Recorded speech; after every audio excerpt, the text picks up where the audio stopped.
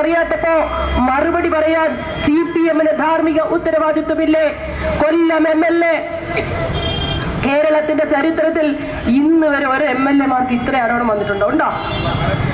ഐക്യ കേരള രൂപീകരണത്തിന് ശേഷം കേരളത്തിലെ ഏതെങ്കിലും പാർട്ടിയിൽപ്പെട്ട ഏതെങ്കിലും MLA-ക്കെതിരെ സ്വന്തം ഭാര്യ പൂർണ്ണഗർഭിണിയായിരിക്കുമ്പോ വയറ്റത്ത് ചവിട്ടിയെന്ന് കേസുണ്ടായിട്ടുണ്ടോ?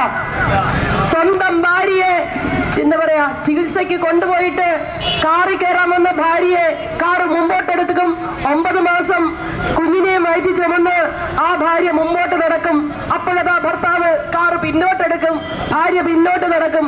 അങ്ങോട്ടും ഇങ്ങോട്ടും ഓടി ഭാര്യ തള്ളി അലച്ച് താഴെ വീണു. കേരളത്തിൽ ആർക്കെങ്കിലും ആ അനുഭവം ഉണ്ടായിട്ടുണ്ടോ? ഈ ഇരിക്കുന്നവരിൽ ആർക്കെങ്കിലും അനുഭവം ഉണ്ടായിട്ടുണ്ടോ? കുടുംബത്തിൽ അനുഭവം ഉണ്ടായിട്ടുണ്ടോ? ആ അനുഭവം ഉണ്ടായത് കൊല്ലം MLA മുകേഷിന്റെ കുടുംബത്തിലാണ് എന്ന് സരിത എന്ന് പറയുന്ന മുകേഷിന്റെ ഭാര്യ എന്നോടല്ല പറഞ്ഞത്. ആരോടാ പറഞ്ഞത്?